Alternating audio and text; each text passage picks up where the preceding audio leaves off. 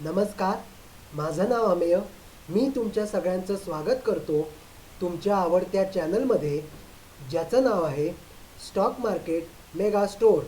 मागच्या व्हिडिओपासून आपण कंपन्यांची डिटेलमध्ये माहिती घ्यायला सुरुवात केली आहे कंपनी ॲनालिसिसच्या माध्यमातून. तर मागच्या व्हिडिओमध्ये तुम्हाला माहिती आहे आपण स्टार सिमेंट्स ह्या कंपनीबद्दल डिटेलमध्ये माहिती घेतली होती आणि तुम्हाला कंपनी ॲनालिसिस सांगितलं होतं मी.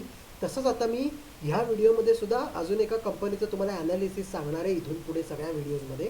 तर आज जी कंपनी निवडलेली आहे ती आहे ओरिएंट इलेक्ट्रिक लिमिटेड. मागच्या व्हिडिओची लिंक मी ह्या व्हिडिओच्या डिस्क्रिप्शनमध्ये दिलेली आहे, त्याच्यामुळे तो लिंकवरती जाऊन तुम्ही तो व्हिडिओ पहा, म्हणजे तुम्हाला स्टार सिमेंट्स कंपनीबद्दल डिटेलमध्ये माहिती मिळेल. तर आता आपण ओरिएंट इलेक्ट्रिक या कंपनीबद्दल जाणून घेणार आहोत. तुम्हाला माहिती आहे की कंपनी ॲनालिसिसमध्ये फंडामेंटल टेक्निकल दोन्ही येतं. तर आपण आता ते डिटेलमध्ये बघणार आहोत. तर कंटेंट्स काय आहेत तर नेहमीप्रमाणे इंट्रोडक्शन, स्वॉट ॲनालिसिस म्हणजे स्ट्रेंथ, विकनेस, अपॉर्च्युनिटी, थ्रेट ह्यांचा analysis, parameters of stock, technicals, fundamentals, share holding pattern, असं आपण सगळं डिटेलमध्ये जाणून घेणार आहोत. आता इंट्रोडक्शन म्हणजे कंपनीची माहिती आपण घेऊया. तर Orient Electric Limited is one of the leading consumer electric appliance brands in India. म्हणजे काय तर भारतातली प्रसिद्ध इलेक्ट्रिक अप्लायन्स कंपनी आहे Orient Electric Limited. It is part of diversified Indian conglomerate C K Birla group. या कंपनीचे प्रमोटर सी के बिर्ला आहेत, त्याच्यामुळे चांगले प्रमोटर्स आहेत, मोठे प्रमोटर्स आहेत, सगळ्यांना माहिती आहे. It was formerly a division of Orient paper and industries founded in 1939. त्याच्यामुळे ओरिएंट पेपर अँड इंडस्ट्रीज ही 1939मध्ये सुरू झालेली खूप जुनी कंपनी ह्याचा हे ओरिएंट इलेक्ट्रिक भाग होती. आणि 1954मध्ये ही कंपनी वेगळी झाली आणि नवीन कंपनी म्हणून अस्तित्वात आली. It was listed on the stock exchange on 14 मे 2018. 2018मध्ये कंपनीचं शेअर बाजारात पदार्पण झालं. आता ह्याचे डिटेलमध्ये कुठे कुठे काय आहेत, कुठल्या इंडस्ट्री आहेत ते आपण बघूया. कन्झ्युमर इलेक्ट्रॉनिक इंडस्ट्री आहे ओरिएंट इलेक्ट्रिकची. त्यानंतर 1954मध्ये फाउंड झालेली आहे, 1954. C K Birla is the founder ह्याचं मी म्हणलं तसं. तर त्यांचे प्रोडक्ट्स काय आहेत तर light, fan, home electric appliances, switch gear हे सगळी कंपनी बनवते. ह्याचे हेडक्वार्टर नवी दिल्ली इथे आहेत, न्यू दिल्ली. आणि जगातल्या 35 देशांमध्ये या कंपनीचा काम करते, सर्व करते, म्हणजे आपले प्रोडक्ट्स 35 देशांमध्ये पाठवते ही कंपनी. त्याच्यामुळे हे होते ओरिएंट इलेक्ट्रिक कंपनीबद्दलची माहिती. आता आपण कंपनीचा स्वॉट ॲनालिसिस बघणार आहोत. स्वॉट ॲनालिसिस म्हणजे स्ट्रेंथ, विकनेस, अपॉर्च्युनिटी, थ्रेट्स ह्याचा केलेला ॲनालिसिस. तर इथे तुम्हाला स्वॉट डायग्रॅममध्ये थोडक्यात दिसत असेल स्ट्रेंथ, विकनेस, अपॉर्च्युनिटी आणि थ्रेट्स. तेच आता आपण डिटेलमध्ये बघणार आहोत. ह्याचा ॲनालिसिस खूप महत्त्वाचा आहे, मी मागच्या व्हिडिओमध्ये सांगितलं होतं. तसं आता आपण डिटेलमध्ये बघूया. स्ट्रेंथ्स काय आहेत कंपनीच्या तर company with high TTM EPS growth. EPS म्हणजे अर्निंग पर शेअर कंपनीचा चांगला आहे. त्यानंतर हाय पिट्रोस्की स्कोर. फायनान्शियल्स कंपनीचे स्ट्रॉंग आहेत असं डिटेक्ट करतं, म्हणजे इंडिकेट करतं. त्यानंतर stock passes majority of cancelling investment criteria. त्यानंतर good quarterly growth in recent results. कंपनीचा रिझल्ट चांगला आला आहे असा याचा अर्थ होतो. Growth in quarterly net profit with increasing profit margin year on year. Low date company, खूप कमी कर्ज आहे कंपनीचं. Increasing revenue every quarter for the past 3 quarters. Increasing profit every quarter for the past 3 quarters. Annual net profit improving for the last 2 years. Book value per share improving for the last 2 years. Company with decreasing promoter pledge. प्रमोटरनी share pledge केले होते पण ते कमी कमी होत आहेत, ही अजून चांगली गोष्ट आहे. FII increasing their share holding. Foreign investor share holding वाढवत आहेत. And strong momentum. Price about short, medium and long term moving average. Moving average हे इंडिकेटर आहे आणि त्याच्यात शॉर्ट, मीडियम आणि लॉंग टर्मच्या वरती शेअरची प्राईस आहे, म्हणजे अपट्रेंडमध्ये हा शेअर आहे, ही अजून एक चांगली गोष्ट आहे. आता आपण विकनेस, अपॉर्च्युनिटी आणि थ्रेट्स बघणार आहोत. विकनेस काय आहेत कंपनीचे तर दोनच विकनेसेस आहेत. Inefficient use of shareholder funds. Return on equity कमी होतं आहे कंपनीचं, declining for the last 2 years. आणि declining net cash flow. Cash flow कंपनीचा कमी होतो आहे, ही चांगली गोष्ट नाही. अपॉर्च्युनिटीज काय आहेत तर broker upgraded recommendation or target in the past 3 months म्हणजे कंपनीचं रेकमेंडेशन खरेदी करण्याचं आणि टार्गेट प्राईस वाढवलेली आहे, ही चांगली गोष्ट आहे. RSI indicating price strength. RSI हा ॲडव्हान्स इंडिकेटर आहे जो प्राईस स्ट्रेंथ इंडिकेट करतो, म्हणजे शेअर अपट्रेंडमध्ये आहे आणि घ्यायला काही हरकत नाही. पण एवढा एकच फॅक्टर डिपेंडेंट नाही आहे. थ्रेट्स काय ते increasing trend in nor core income, stocks with high PE ratio जसं आपण म्हणलं तसं 18 ते 21 या ह्याच्यामध्ये आयडियली असतो आणि कंपनीचा पी इंडस्ट्री पीपेक्षा कमी असायला हवा. इथं 40पेक्षा जास्त पी आहे, त्याच्यामुळे हाय पी म्हणजे थोडक्यात एक्सपेन्सिव्ह स्टॉक आहे हा, असा त्याचा अर्थ होतो. आता आपण स्टॉकचे पॅरामीटर्स बघणार आहोत. करंट मार्केट प्राईस CMP आहे 305.20 रुपये, 305 रुपये 20 पैसे. त्यानंतर 52 वीक लो आहे 161 रुपये 55 पैसे. 52 वीक हाय आहे 345 345 रुपये. नाही तर तुम्ही करंट मार्केट प्राईस आणि 52 वीक हाय बघितला तर 52 वीक हायच्या जवळ या कंपनीची शेअर प्राईस आलेली आहे. आता मार्केट कॅपिटल आहे 6435.59 करोड, म्हणजे ही मिड कॅप कंपनी आहे. 5000 आणि 20,000 कोटीच्या मध्ये याची मालमत्ता आहे, म्हणून 5000पेक्षा कमी म्हणजे स्मॉल कॅप, 20,000 करोडपेक्षा जास्त म्हणजे लार्ज कॅप कंपनी असते. डिव्हिडंड 200% डिव्हिडंड देते, चांगली डिव्हिडंड देणारी कंपनी आहे. 1 रुपया फेस व्हॅल्यू आहे, फेस व्हॅल्यूवरती डिव्हिडंड म्हणजे 1 रुपये फेस व्हॅल्यूला 2 रुपये डिव्हिडंड देणारी ही कंपनी आहे. अर्निंग पर शेअर आहे 5.64 म्हणजे 5.5 रुपये पर शेअर हे अर्निंग आहे, ही चांगला आहे. PE ratio 53.78. तिथे म्हणून आपण कंपनीच्या थ्रेट्समध्ये पाहिलं होतं बघा, ग्रेटर दॅन 40 हाय पी म्हणजे एक्सपेन्सिव्ह स्टॉक आहे हा. पण इंडस्ट्री पीई 60 आहे 60.32 आणि इंडस्ट्री पीईपेक्षा कंपनीचा पीई कमी आहे, त्याच्यामुळे अंडर व्हॅल्यूड स्टॉक आहे, ही चांगली गोष्ट आहे.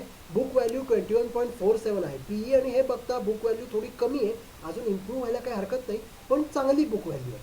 प्राईस टू बुक 14.13 आहे, खूप जास्त आहे.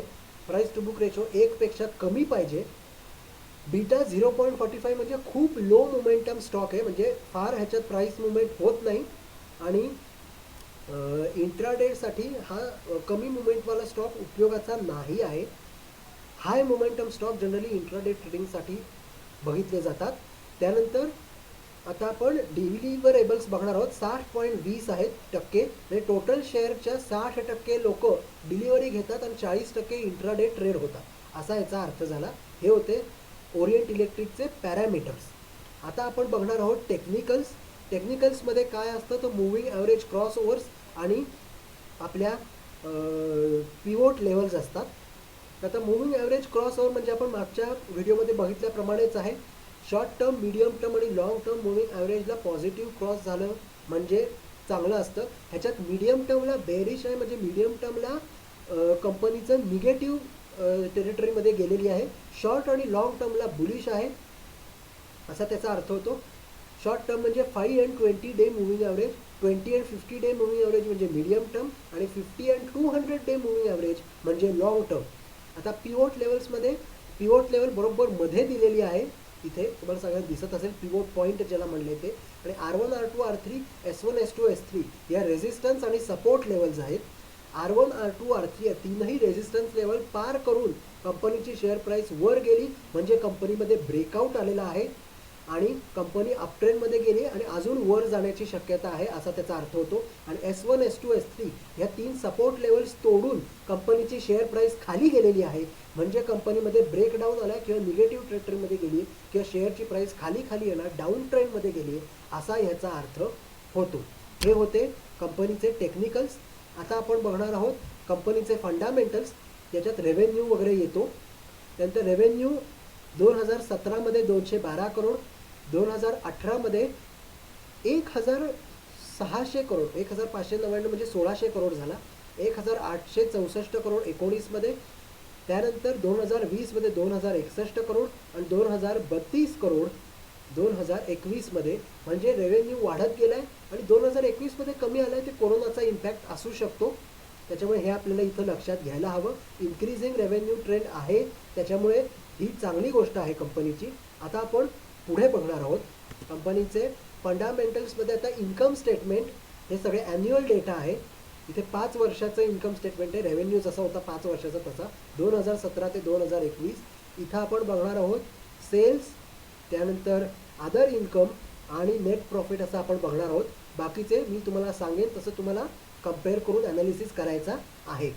सेल्स 2017मध्ये 212, 1599, 1864 म्हणजे रेव्हेन्यू लेवल जी होती तेच हे सेल्स आहेत. सेल्समधून जो रेव्हेन्यू जनरेट झाला तो वाढत गेला आहे आणि 2021मध्ये कमी आला आहे. ते कोरोनाचा इम्पॅक्ट असू शकतो. अदर इन्कम 0 होता, 0. त्याचं कारण काय आहे का 2017मध्ये ही कंपनी शेअर बाजारामध्येच नव्हती. 2018मध्ये ही शेअर बाजारामध्ये आलेली आहे कंपनी, त्याच्यामुळे 2017मध्ये तुम्हाला 0 दिसतंय. त्यानंतर 5 आहे 2018मध्ये, 9 आहे 2019मध्ये, 4 आणि 6 असं 2020 आणि 21चा आहे. त्याच्यामुळे अदर इन्कम ठीक आहे कंपनीचा. आता नेट प्रॉफिट आपण बघणार आहोत. 11 आहे 2017मध्ये, 64, 69, 78 म्हणजे 78 आणि 119 करोड हा नेट प्रॉफिट कंपनीचा 2021मध्ये झालेला आहे. इन्क्रीजिंग नेट प्रॉफिट आहे म्हणजे ही कंपनीसाठी चांगली गोष्ट आहे. आता आपण पुढे बघणार आहोत कंपनीची बॅलन्स शीट. हा सुद्धा खूप महत्त्वाचा भाग आहे फंडामेंटल्समध्ये. शेअर कॅपिटल कॉन्स्टंट आहे 21 करोड. त्यानंतर रिझर्व्ह अँड सरप्लस जे आहेत कंपनीचे ते 191, 242, 285, 285, 338, 338, 434 हे 2021मध्ये रिझर्व्ह अँड सरप्लस कंटिन्युअस वाढते. ही चांगली गोष्ट आहे आणि ह्याचा अर्थ कंपनी डिव्हिडंड रेग्युलरली पे करेल, बोनस देईल. रिझर्व्ह अँड सरप्लसमधूनच हे दिलं जातं. त्यानंतर करंट लायबिलिटी आणि करंट ॲसेट हे कम्पेअर केलं जातं. करंट लायबिलिटीज किती आहेत तर 467, 512, 544, 536, 49. थोड्याशा 2020-21मध्ये बघितलं तर वाढल्या आहेत, पण ओव्हरऑल 500 करोडच्या आसपास ॲव्हरेज करंट लायबिलिटीज आहेत. आता करंट ॲसेट्स आपण बघूया. 564, 666, 723, 700 आणि 696 हे करंट ॲसेट आहेत. 896 हे करंट ॲसेट आहेत 2021मध्ये. आता करंट ॲसेट करंट लायबिलिटी बघा. करंट ॲसेट करंट लायबिलिटीपेक्षा जास्त आहेत. ही चांगली गोष्ट आहे कंपनीसाठी, तर हे नेहमी बघायचं असतं. आता मी बॅलन्स शीट इन्कम स्टेटमेंटमध्ये सांगितलेत, हे काहीच कॅटेगरी सांगितल्या आहेत, पण बाकीच्या सगळ्या कॅटेगरीज तुम्हाला मी सांगितल्याप्रमाणे ह्याचा ॲनालिसिस करून कम्पेअर करायचा आहे. सगळ्या कॅटेगरीज बघणं गरजेचं आहे. आता आपण पुढे जाऊया. कॅश फ्लो बघूया कंपनीचा. Operating activities, investing activities, financing activities, others, net cash flow असं असतं. ऑपरेटिंग ॲक्टिव्हिटीज 58, 91, 131, 129 आणि 0. कारण का मार्च 2021मध्ये तो 0 झालेला आहे. ही चांगली गोष्ट नाही आहे आणि सगळीकडेच 0 झालेलं आहे 21मध्ये. त्याच्यामुळे मार्च 21मध्ये नेट कॅश फ्लो 0 आहे. त्याच्यामुळे हे कॅश फ्लो झाला. आता आपण रेशोज बघणार आहोत. रेशोजसुद्धा खूप महत्त्वाचा भाग आहे फंडामेंटल टेक्निकल ॲनालिसिसचा. तर रेशोजमध्ये पहिले आपण रिटर्न आणि मार्जिन रेशोज बघणार आहोत, त्यानंतर पुढचे रेशोज बघू. रिटर्न रेशोजमध्ये रिटर्न ऑन नेटवर्थ इक्विटी म्हणजे ROE, ROC, return on capital employed, return on assets ROA येतं. 5 वर्षासाठी कंपॅरिझन आहे. 6.16, 24.32, 22.60, 21.87 आणि 26.27 हे ROE आहे. वाढतं आहे आणि हे चांगलं आहे. रिटर्न ऑन इक्विटी वाढतं आहे, ही चांगली गोष्ट आहे. ROCE, return on capital employed 8.40, 40.28, 37.07, 32.65, 35.61 म्हणजे वाढतं आहे ROCE, ही पण चांगली गोष्ट आहे. रिटर्न ऑन ॲसेट्स 1.59, 7.84, 7.79, 8.18, 10.30 हे सुद्धा वाढतं आहे कंटिन्युअस. त्याच्यामुळे रिटर्न ऑन ॲसेट्ससुद्धा कंपनीचा चांगला आहे. आता margin ratios, gross profit, operating margin आणि नेट प्रॉफिट मार्जिन ह्या कॅटेगरी येतात. 11.61, 8.87, 8.08, 8.75 आणि 11.10 हे ग्रॉस प्रॉफिट मार्जिन आहे. हे सुद्धा वाढतं आहे, ही चांगली गोष्ट आहे. ऑपरेटिंग मार्जिन 10.79, 7.64, 6.85, 6.80, 8.98 हे सुद्धा वाढतं आहे, ही चांगली गोष्ट आहे. नेट प्रॉफिट मार्जिन आता आपण बघणार आहोत. 5.56, 4.00 म्हणजे 4, त्यानंतर 3.71, 3.81 आणि 5.89 नेट प्रॉफिट मार्जिनसुद्धा वाढतं आहे, म्हणजे कंपनी प्रॉफिटमध्ये आहे आणि चांगला परफॉर्म करते असा याचा अर्थ होतो. पुढे जाऊया आपण. पुढचे रेशोज आहेत लिव्हरेज रेशो, ग्रोथ रेशो आणि टर्नओव्हर रेशो. लिव्हरेज रेशोमध्ये डेट टू इक्विटी हा सर्वात महत्त्वाचा रेशो आहे जो आपल्याला बघायचा आहे 1.00 2017मध्ये. हे सगळे 5 वर्षाचे कंपॅरिझन आहेत. त्यानंतर 0.62 0.41 0.26 0.03 0.03 म्हणजे जवळजवळ कर्जमुक्त झाली आहे. ऑलमोस्ट झिरो डेट कंपनी आहे ही. निग्लिजिबल डेट आहे, त्याच्यामुळे ही खूप चांगली गोष्ट आहे कंपनीसाठी. त्यानंतर ग्रोथ रेशोज आहेत. इथे तुम्हाला कंपाऊंड ॲन्युअल ग्रोथ रेट दिलेला आहे CAGR, जे आपण शिकलेलो आहोत आधी मागच्या व्हिडिओमध्ये. तर आता मार्च 2017 ते 21 हे पण 5 वर्षाचं कंपॅरिझन आहे. सेल्स आणि नेट प्रॉफिट याचा CAGR दिलेला आहे 1356 3899 4217 211 आणि 12. म्हणजे 2020 आणि 2021 मध्ये खूप कमी झाला आहे सेल्स कंपनीचा, सेल्सचा CAGR. म्हणजे हे कोरोनाचा किंवा पॅन्डेमिकचा असर असू शकतो, मागणी कमी झाली, लॉकडाऊन होता, हे आपल्याला लक्षात घ्यायला पाहिजे. पण त्याच्या आधी जर तुम्ही बघितलं तर वाढतो आहे CAGR, म्हणजे चांगली गोष्ट आहे. निगेटिव्ह नाही झाला आहे, ही सुद्धा चांगली गोष्ट आहे. इथं नेट प्रॉफिटचा CAGR 243 700 732 157 आणि 36. सेल्स कमी झाल्यामुळे 2020-2021 हे 2 वर्षासाठी नेट प्रॉफिटही कमी झालेला आहे. त्याच्यामुळे आहे हा पॅन्डेमिकचाच असर आहे. आता टर्नओव्हर रेशोमध्ये asset turnover, inventory turnover ratio हे असतात आणि ते ॲसेट आणि इन्व्हेंटरी किती आहे काय आहे ते दर्शवतात. तर अशा प्रकारे हे रेशो ॲनालिसिस झालेलं आहे. आता आपण कंपनीचा बघणार आहोत share holding pattern. Share holding पॅटर्नमध्ये जो मोठा निळा पॅच दिसतोय तो म्हणजे प्रमोटर आहे. ऑरेंज म्हणजे मोठा पॅच आहे पुढचा पब्लिक. येल्लो म्हणजे DII डोमेस्टिक इन्स्टिट्यूशनल इन्व्हेस्टर आणि ग्रीनिश पॅच जो आहे तो म्हणजे FII फॉरेन इन्स्टिट्यूशनल इन्व्हेस्टर्स. तर त्या प्रमोटरचा स्टेक किती आहे तर 38.52% आहे, 38%. म्हणजे ठीक आहे, स्टेक ओके आहे, पण इट इज नॉट सॅटिस्फॅक्टरी. त्यानंतरचा सर्वात जास्त स्टेक पब्लिकचा आहे 29.67. त्यानंतर 22.58% आहे DII डोमेस्टिक इन्स्टिट्यूशनल इन्व्हेस्टरचा स्टेक आणि FII फॉरेन इन्स्टिट्यूशनल इन्व्हेस्टरचा स्टेक आहे 9.23% आहे. म्हणजे प्रमोटरचा स्टेक ओके आहे, सॅटिस्फॅक्टरी नाही. पण FII DII म्हणजे फॉरेन आणि डोमेस्टिक इन्व्हेस्टर्स जे आहेत इन्स्टिट्यूशन्स त्यांचा हेल्दी स्टेक आहे, म्हणजे ही चांगली गोष्ट आहे कंपनीसाठी. आणि पब्लिक शेअर होल्डिंगसुद्धा चांगला आहे कंपनीचं. ह्याच्यामुळे कंपनीचं शेअर होल्डिंग पॅटर्न चांगला आहे आणि कंपनीचं शेअर प्लेजिंगसुद्धा कमी होतं आहे, ही सुद्धा चांगली गोष्ट आहे, जी आपण कंपनीच्या स्ट्रेंथमध्ये पाहिलेलं आहे. त्याच्यामुळे ही चांगली गोष्ट आहे. आणि हे होतं ओरिएंट इलेक्ट्रिकचा डिटेल्ड ॲनालिसिस. तुम्हाला याचा फायदा झाला असेल याची मी आशा करतो. आणि तुम्हाला अजून काही ह्याच्यात क्वेरीज असतील किंवा कुठली कंपनी सुचवायची असेल तर एक तर यूट्यूबच्या कमेंट बॉक्समध्ये तुम्ही मला कमेंट करू शकता किंवा माझा ईमेल ID इथं दिलेला आहे amey.hardikar@gmail.com. इथे मला ईमेल करा. माझ्या चॅनलला लाईक करा, शेअर करा तुमच्या नातेवाईकांबरोबर, मित्रमैत्रिणींबरोबर आणि स्टॉक मार्केट मेगास्टोर या चॅनलला सबस्क्राईब करा. व्हिडिओ जास्तीत जास्त शेअर करा, या सगळ्या लोकांपर्यंत ही माहिती पोहोचू शकेल. मी माझे व्हिडिओ दर रविवारी अपलोड करत असतो. आणि सबस्क्राईबच्या शेजारी बेल आयकॉन आहे ते प्रेस करा आणि ऑल नोटिफिकेशन्स ऑन करा, म्हणजे माझ्या व्हिडिओचे नियमित अपडेट्स तुम्हाला मिळत राहतील. आजच्या व्हिडिओमध्ये आपण आज इथेच थांबूया. धन्यवाद.